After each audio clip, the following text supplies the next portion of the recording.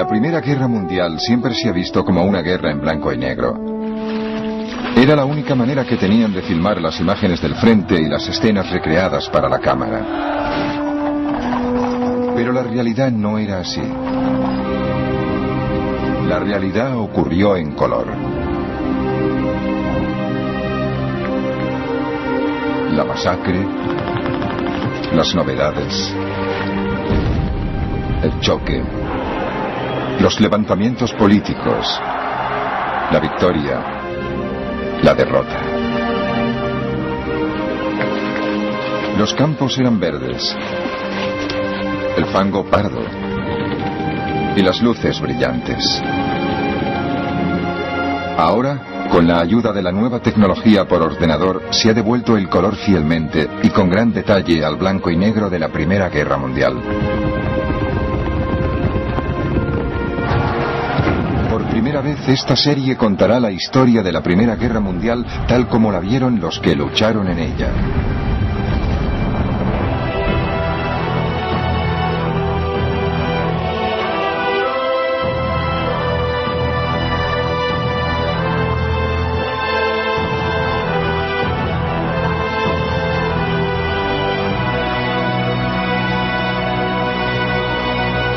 Primera Guerra Mundial en color.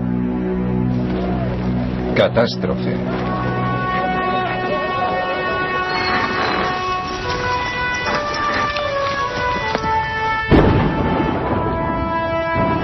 La Primera Guerra Mundial fue una guerra a una escala que nadie había conocido o imaginado hasta entonces.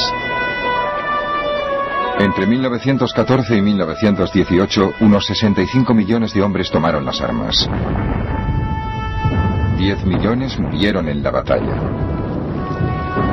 20 millones quedaron irremediablemente heridos física o mentalmente.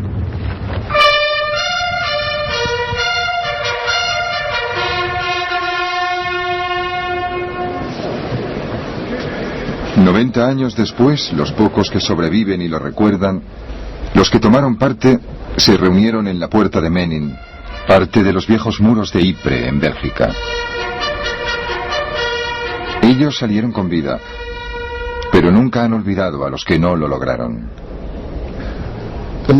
Muchos de los hombres que soportaron los peores peligros y miserias y experiencias terribles nunca volvieron a sus casas. En muchos casos, sus huesos aún están en el campo de batalla.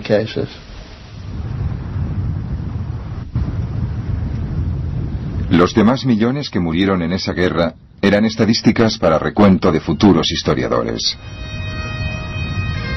Los que importaban eran los amigos, los hombres que cada uno tenía al lado, los que estaban en la misma trinchera, los del propio escuadrón. Los 5 formábamos un pequeño grupo y eso era lo que más me preocupaba. Cuando mataban a 4 o 5, solo recuerdo sus apodos: Maud, Alan, Jack, Jill.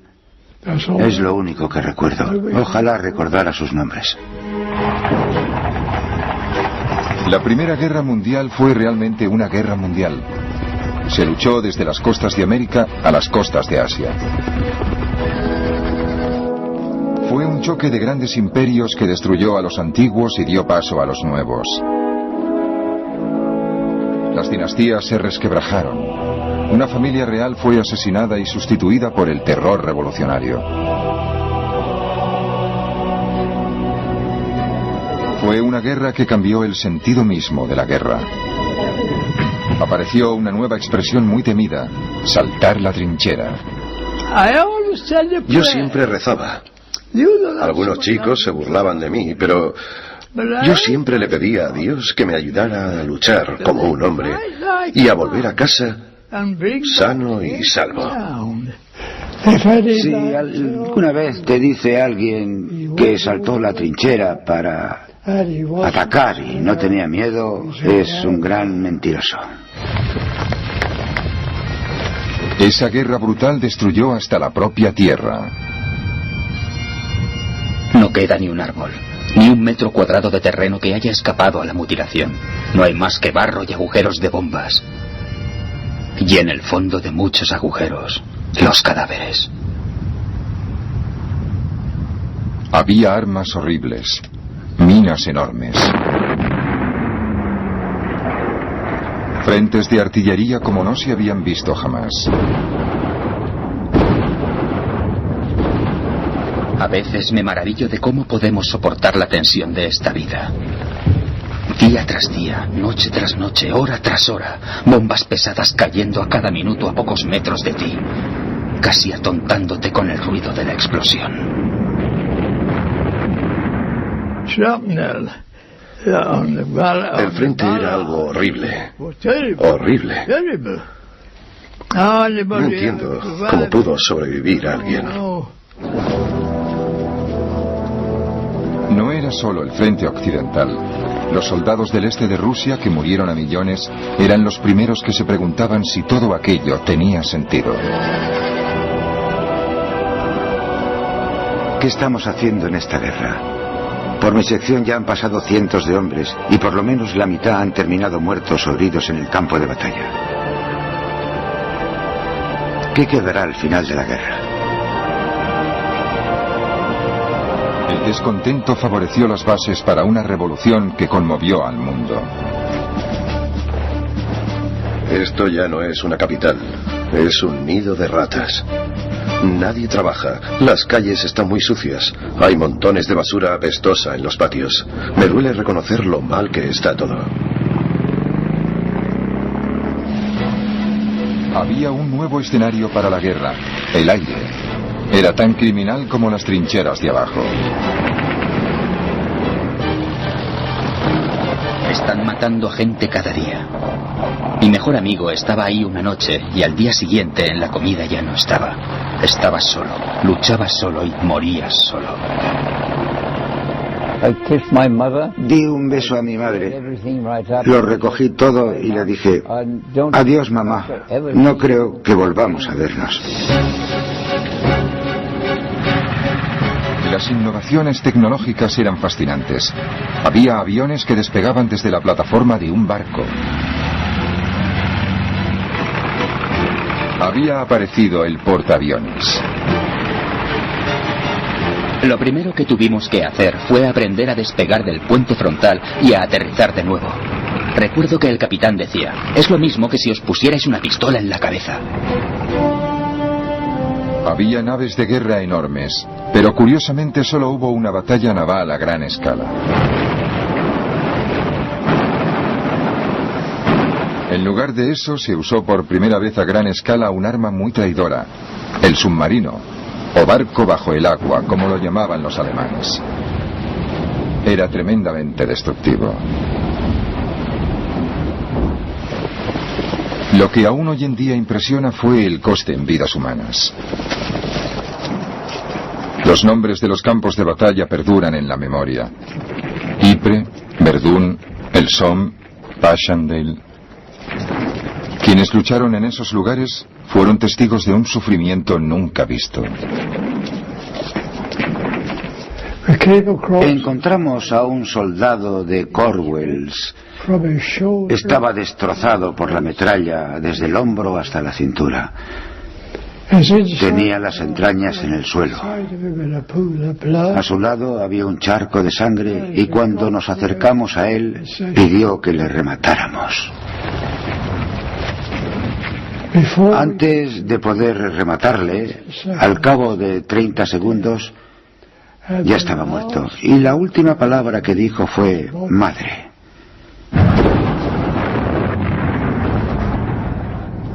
Y esa palabra me ha obsesionado toda la vida, madre. Por fin, en noviembre de 1918, a las 11:11 del mes número 11, callaron las armas. Todo se detuvo. Y quedó algo que solo puedo definir como un silencio mortal. Y todos nos quedamos quietos. Nos miramos unos a otros porque de repente nos dimos cuenta de que no teníamos objetivos. No teníamos nada que hacer. Al final de la guerra, los humanos habían vivido la experiencia más devastadora de la historia. Y dentro de esa experiencia, una pequeña decisión humana pudo cambiar una vida. Vi que el alemán venía hacia mí y pensé, no puedo matarlo, no quiero matarlo. Recuerdo que cuando me alisté en el ejército juré servir al rey y a mi país. Y no sé por qué, pero me vino a la cabeza lo que hizo Moisés al bajar de... Bajó el quinto mandamiento: no matarás. Y no pude matarlo. Tenía unos 5 segundos para decidirme.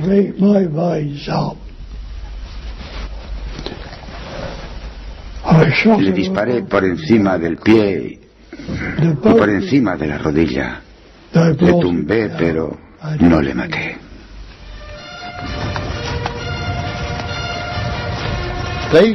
No envejecerán como hemos envejecido nosotros.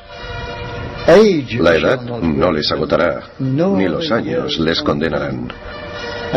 Cuando se ponga el sol y cuando salga, lo recordaremos.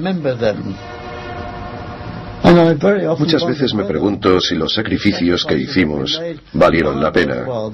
¿Nos han condenado los años?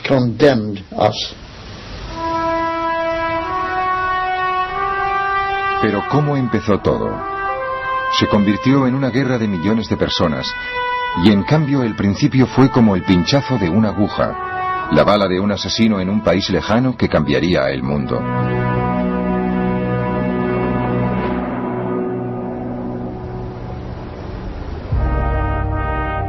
El 28 de junio de 1914 en Sarajevo, la capital de Bosnia.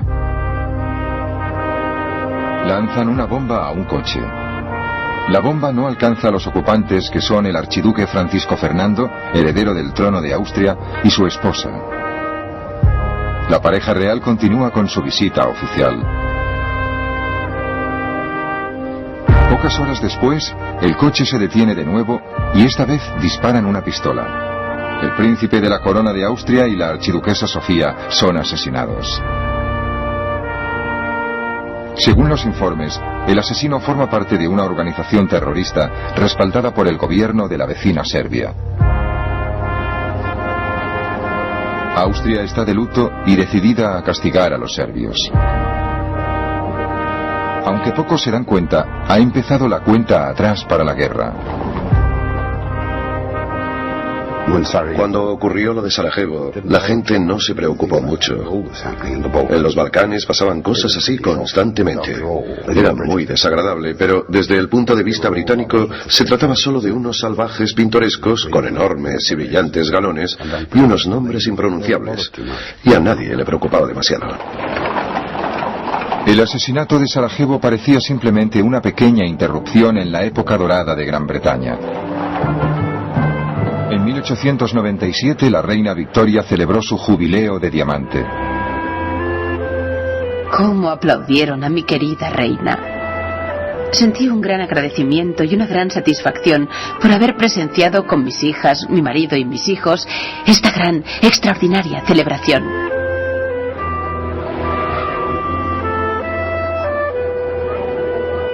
El imperio de la reina Victoria abarcaba una sexta parte del mundo.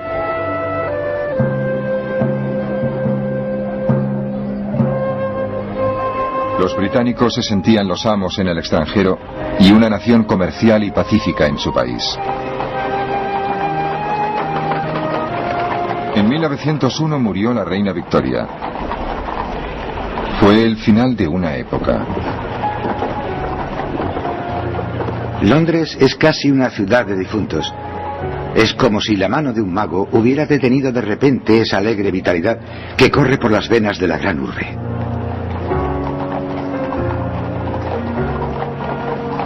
El ritmo del paso de los soldados, la música de la marcha funeral de Chopin y el redoble de los tambores. Era como si todo el mundo en Inglaterra hubiera perdido a su padre y a su madre. Pero la supremacía británica parecía asegurada. Solo una amenaza aparentemente pequeña se cernía sobre la Pax Británica: Alemania. Era un país unificado solamente desde 1871 y una potencia pujante en Europa, dirigida por el ambicioso Kaiser Guillermo II. Desde que se convirtió en emperador en 1888, el Kaiser estaba decidido a usar la nueva potencia industrial alemana para crear un imperio de ultramar. Para ganar ese imperio primero y conservarlo después, necesitaba una armada. Las ambiciones del Kaiser preocupaban a los británicos y las dos naciones empezaron a competir en una carrera de armamento naval. En 1908, en una entrevista para el Daily Telegraph, el Kaiser decía que solo estaba imitando a las demás potencias imperiales. Alemania es un imperio joven y pujante. Tiene un comercio internacional que se expande rápidamente y al que las legítimas ambiciones de los patriotas alemanes se niegan a poner límites. Alemania debe tener una flota poderosa para proteger ese comercio. La aparición de Alemania había reestructurado el mapa europeo. Alemania formaba una alianza con un imperio mucho más antiguo, el austrohúngaro. Juntos, esos poderes centrales dominaban el corazón de Europa.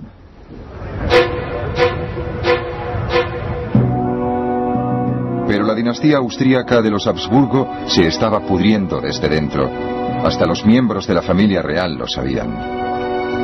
La fe en su propia importancia que perdura entre los Habsburgo pesa como una losa sobre Austria y es la causa de su decadencia moral. La oposición a Austria y Alemania la formaban la llamada Triple Entente de Gran Bretaña, Rusia y Francia.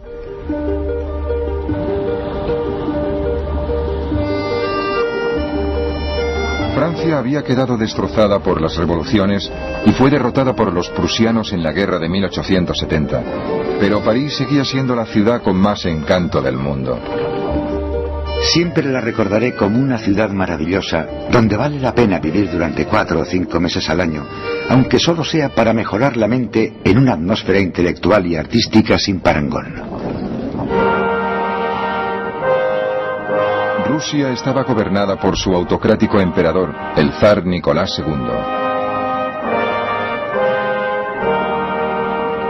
Los rusos habían sido derrotados por Japón en la guerra de 1904-1905 y eso había provocado un primer intento fallido de revolución.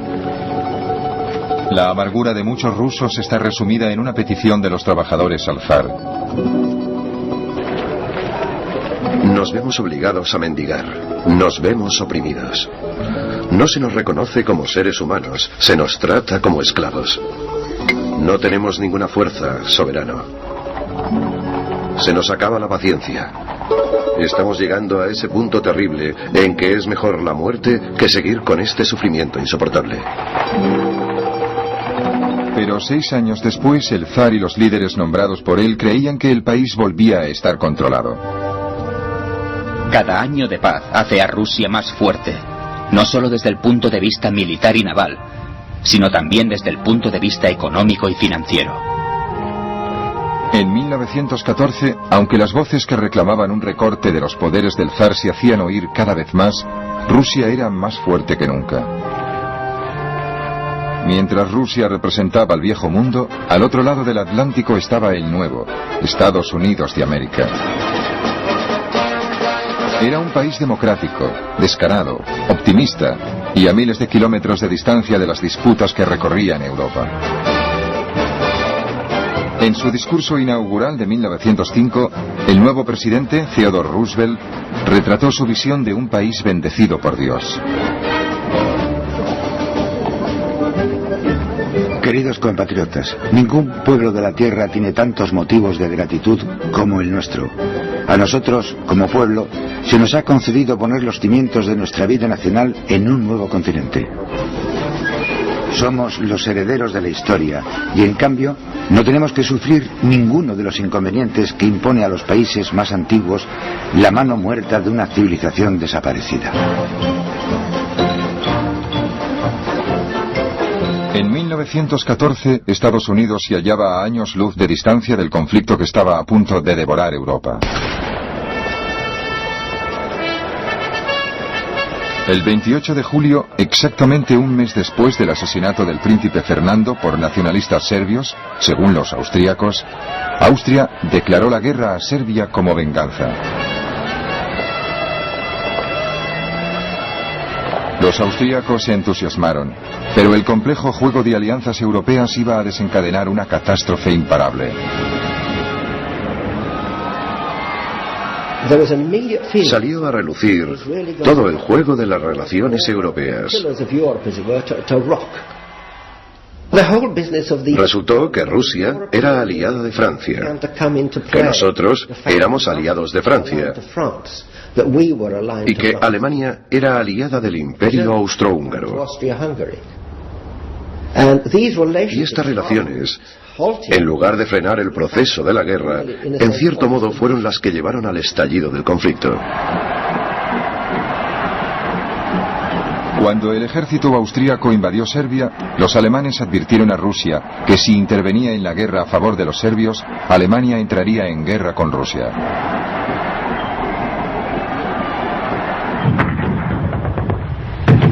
El 30 de julio los cañones austríacos empezaron a bombardear la capital serbia, Belgrado. Los serbios se volvieron a Rusia pidiendo ayuda. Los rusos eran protectores de los serbios y de todos los pueblos eslavos de los Balcanes, y no podían quedarse al margen si Austria amenazaba a Serbia. Y así, Rusia se vio arrastrada a una crisis internacional. Igual que los austríacos, los soldados rusos estaban impacientes por luchar. El espíritu de los soldados es excelente. Están animados por la firme creencia en la verdad y el honor de su causa. Y por suerte, no hay ningún motivo de nerviosismo o ansiedad. Entonces Alemania declaró la guerra a Rusia. Sin embargo, sus motivos eran otros. Su agresión había dejado al país cercado por la alianza entre Rusia, Francia y Gran Bretaña. La guerra llegaba en el momento más adecuado.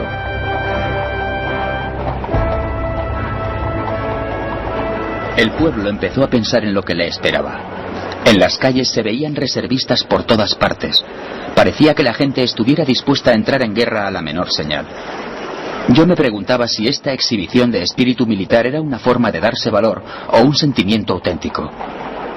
Nadie podía imaginar realmente lo que nos traería una guerra.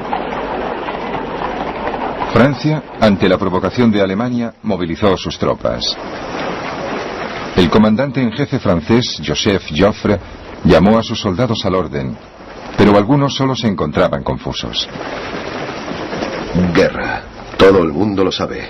Todo el mundo lo dice. Sería una locura no creerlo. Guerra. La gran guerra europea. No puede ser verdad.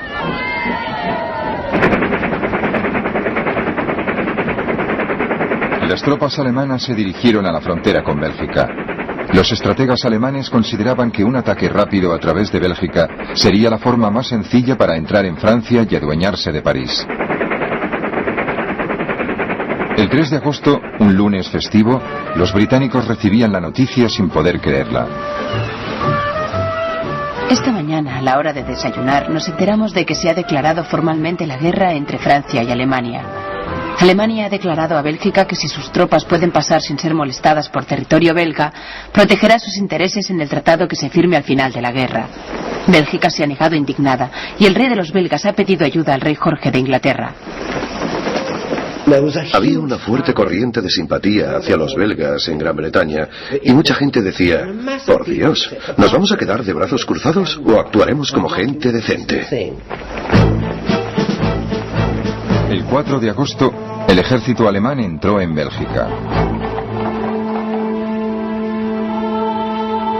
Por fin, ya tengo órdenes.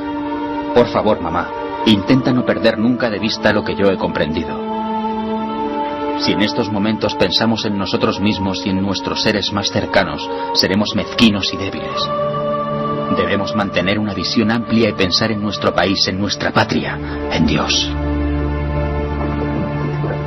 A medianoche del 4 de agosto, Gran Bretaña declaró la guerra a Alemania. Para entonces todas las naciones de Europa habían sido arrastradas a la confrontación.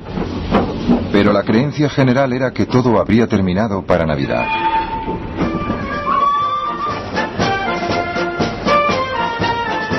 Es una situación sin precedente alguno en la historia mundial. Se cree que cuando empiece la guerra, 14 millones de hombres se verán implicados en el enfrentamiento.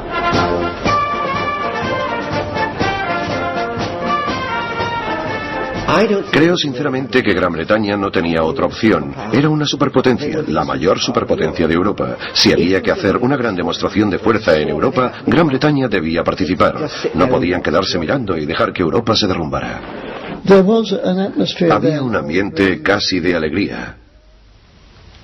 Como diciendo, ahora vamos a luchar y a hacer algo útil. No nos dábamos cuenta de lo que significaba la guerra.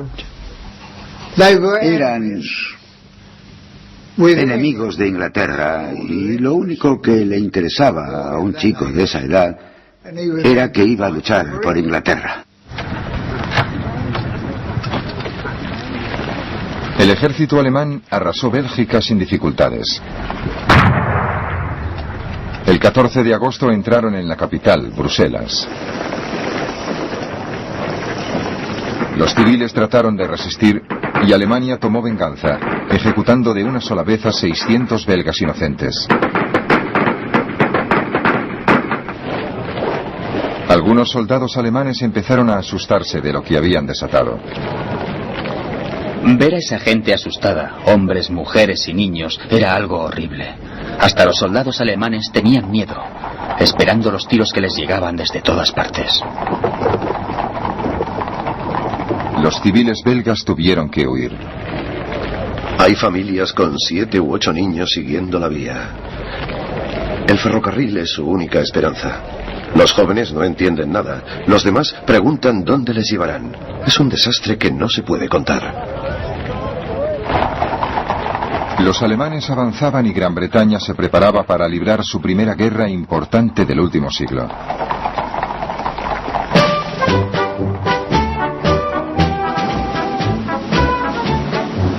Desde hacía más de 100 años, desde la batalla de Trafalgar, la Armada Británica había dominado el mar. En julio de 1914, la Armada formó en Spithead, frente a la isla de Wight, para que el rey Jorge V pasara revista.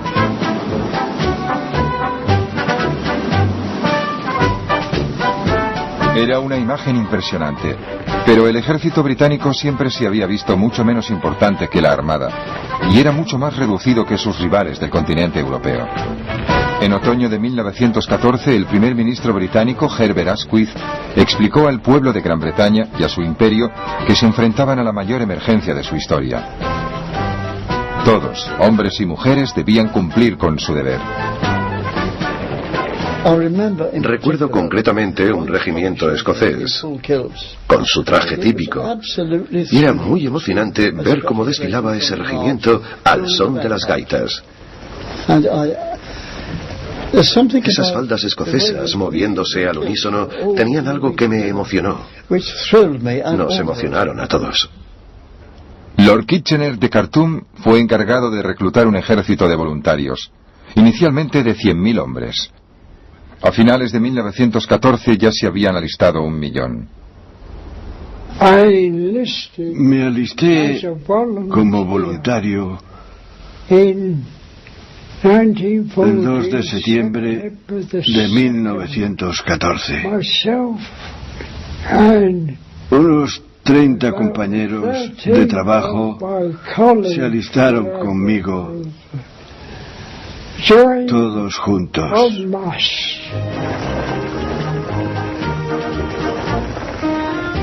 Los jóvenes soldados salían para el frente desde todos los puntos del imperio.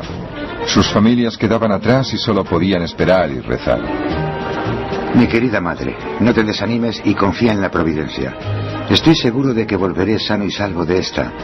Voy a luchar por Inglaterra. Es algo grande y glorioso. Lo mejor que puedes hacer por mí es estar alegre y, sobre todo, escribirme a menudo. Y cuéntame todas las novedades. Los maridos y las esposas temían el momento de la separación. Me siento y me quedo mirando como una idiota su maleta junto a la pared. Luego él saca un libro del bolsillo. ¿Ves? Tu libro de sonetos de Shakespeare. Ya están donde estarán siempre. ¿Quieres que te lea alguno? Está pálido y le tiemblan los labios, pero tiene la voz firme y serena.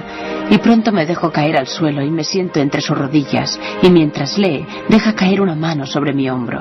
Así, hablando y llorando y amándonos abrazados, nos quedamos dormidos.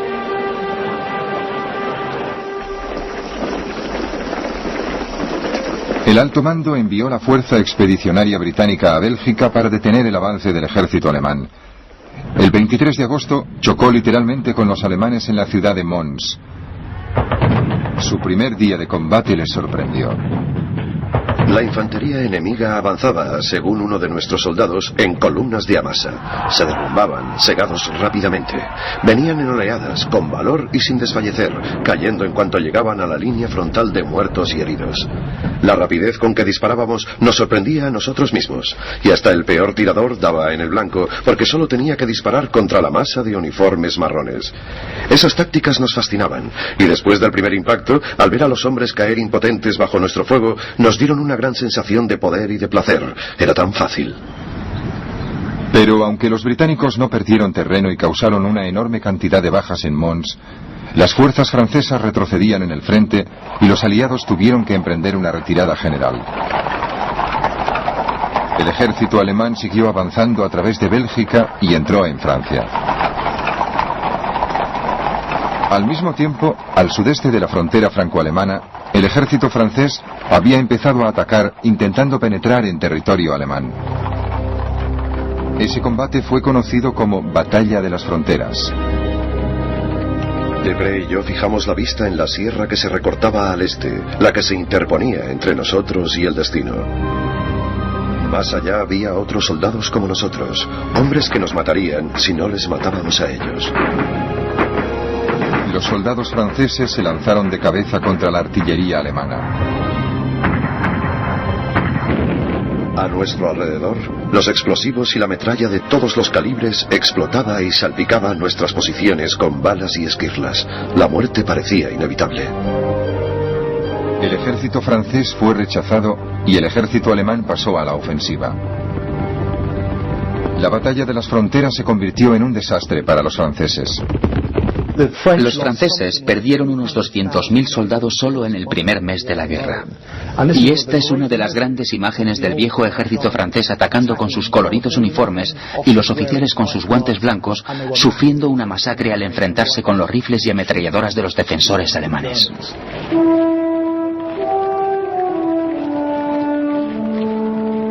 Miles de franceses cayeron prisioneros y los soldados alemanes se adentraron cada vez más en Francia.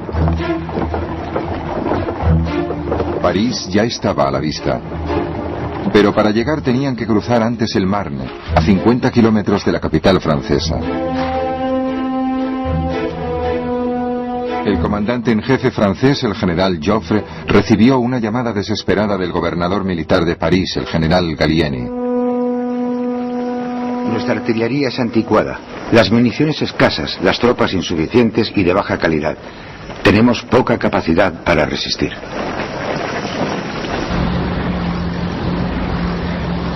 Entonces Gallieni hizo algo extraordinario. A falta de medios de transporte militares, organizó todos los taxis de París para que llevaran a sus soldados al frente a unirse con el ejército de Joffre. Joffre desató un contraataque franco-británico que desconcertó al ejército alemán. Hicimos huir a los alemanes.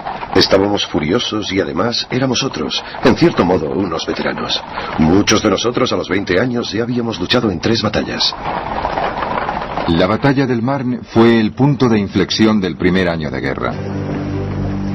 El avance alemán fue detenido en seco y sus comandantes se dieron cuenta de que habían sufrido un tremendo revés. La ofensiva alemana en el frente occidental ha sido aplastada. El milagro del Marne ha salvado a Francia. Lo llamaron milagro, porque fue un ataque tan bien disfrazado, tan bien lanzado, que cogió a los alemanes totalmente por sorpresa. De repente, todos sus planes, sus ambiciones se hicieron pedazos. Y fue entonces cuando la guerra se convirtió en un conflicto que iba a durar muchísimo tiempo.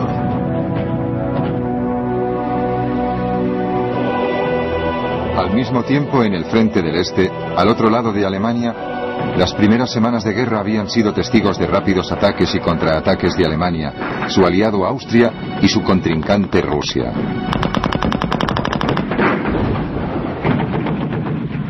Todo empezó con la invasión austríaca de Serbia, que fue precisamente el detonante de la guerra. La invasión no fue tan fácil y tranquila como esperaban los austríacos. Cuando los austríacos invadieron Serbia, iban muy decididos a castigar a esos malditos monos balcánicos y a demostrarles lo que valía un ejército poderoso. Pero olvidaron que los monos balcánicos llevaban mucho tiempo en guerra y tenían más experiencia que los pobres austríacos. Nunca habían librado una guerra. Solo una muy pequeña en Bosnia hacía 25 años. Maniobraron con muchas pretensiones al atacar Serbia y salieron bien escarmentados.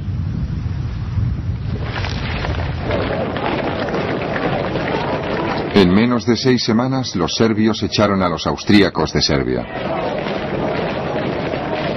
Al mismo tiempo, la otra mitad del ejército austríaco también combatía en una lucha feroz contra un enemigo mucho más importante de Austria y de Alemania, Rusia.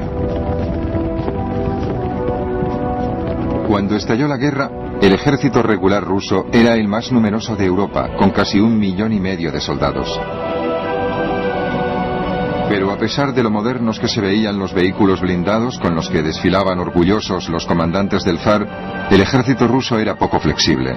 Un observador británico escribió la siguiente comparación. Era como un musculoso campeón de los pesos pesados, al que por culpa de su volumen le faltaran agilidad y rapidez, quedando así a merced de un oponente de menos peso, pero más fibroso e inteligente.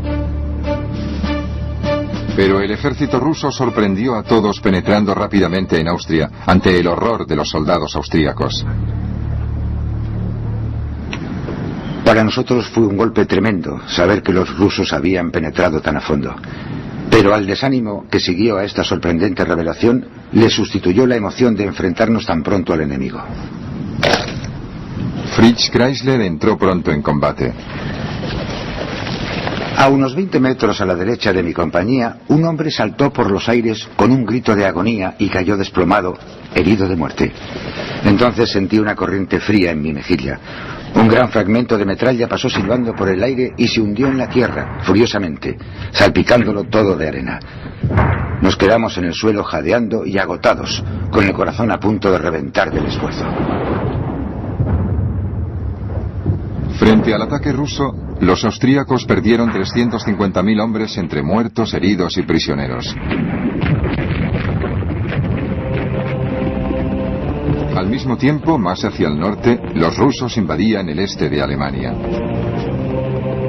Los comandantes alemanes, los generales Hindenburg y Ludendorff, reunieron sus fuerzas para resistir el avance ruso. El 26 de agosto, el ejército ruso y el ejército alemán se enfrentaron en la que se conocería como Batalla de Tannenberg. Un testigo inglés describió la magnitud sin precedentes de este combate. El frente de esta tremenda batalla era muy extenso, y los rusos presumían de tener 3 millones de soldados. Se recurrió al cuerpo a cuerpo más a menudo y a mayor escala que en todas las batallas anteriores, incluso en campo abierto. Tannenberg fue una victoria famosa para Alemania. Sus comandantes lo celebraban. Se ha librado una de las batallas más brillantes en la historia del mundo. La batalla ha sido una victoria gloriosa para todos los soldados y oficiales y para todo el país. Alemania y el Imperio Austrohúngaro lo celebran. El mundo guarda silencio. Casi 100.000 soldados rusos cayeron prisioneros. Otros 50.000 cayeron muertos o heridos. Al cabo de pocas semanas, Alemania había rechazado la invasión rusa y estaba decidida a intentar otra vez abrirse paso por el oeste.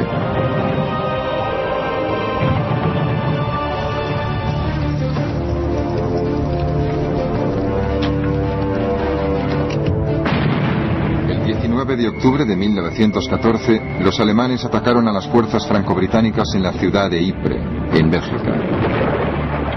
La primera batalla de Ypres, en muchos sentidos, fue un momento decisivo para el conflicto en el frente occidental de 1914. Fue el último espasmo de la guerra móvil, la última oportunidad auténtica que tuvieron los alemanes de abrirse paso.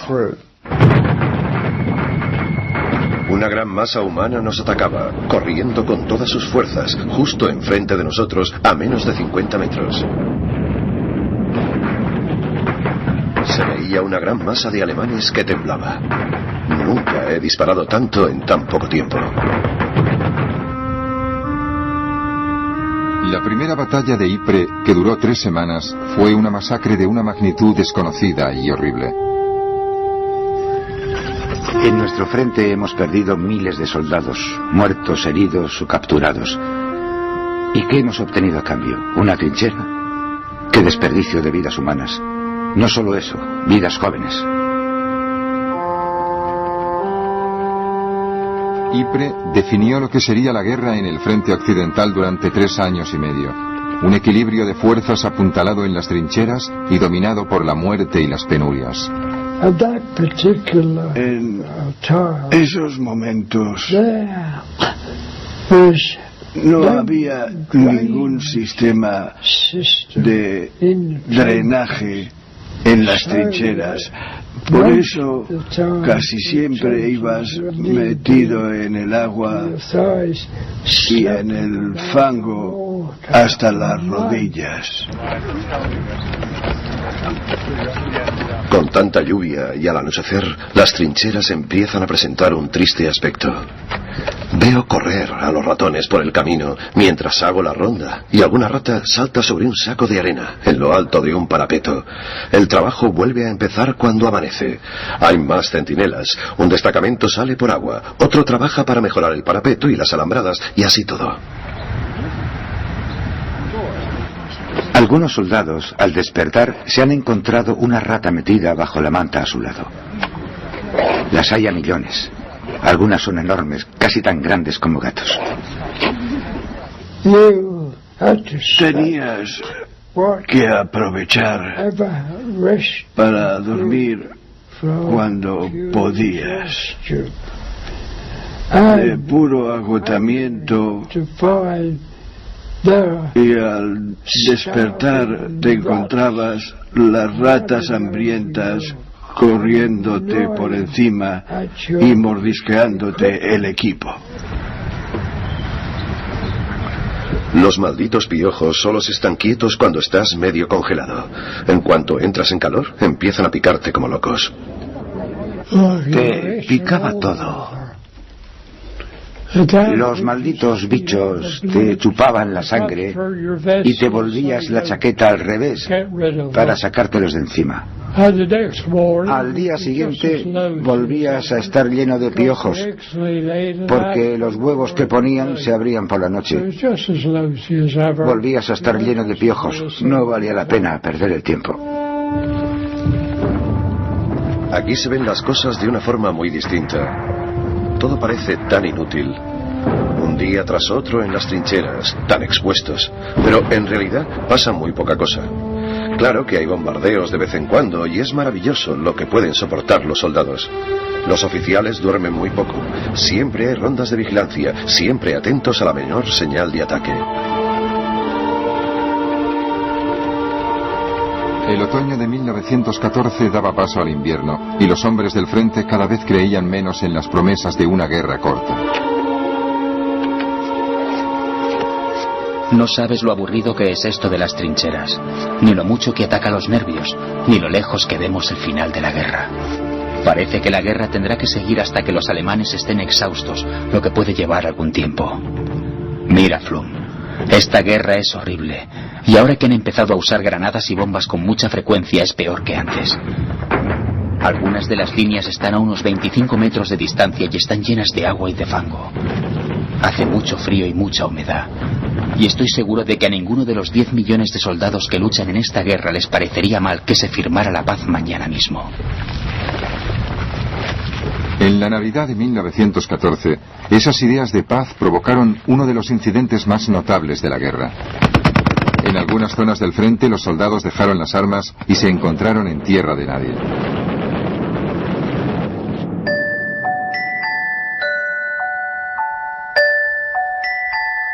Y a la luz de los focos estábamos todos, ingleses y alemanes, charlando y fumando juntos a medio camino entre los dos frentes. Un grito de alegría brotó de amigos y enemigos. El grupo estaba demasiado lejos para oír lo que decían, pero al fin oímos un alegre «Buenas noches, feliz Navidad y próspero año nuevo a todos». Y con eso volvimos cada uno a nuestras respectivas trincheras. Después nos pasamos toda la noche cantando con el enemigo, una canción tras otra.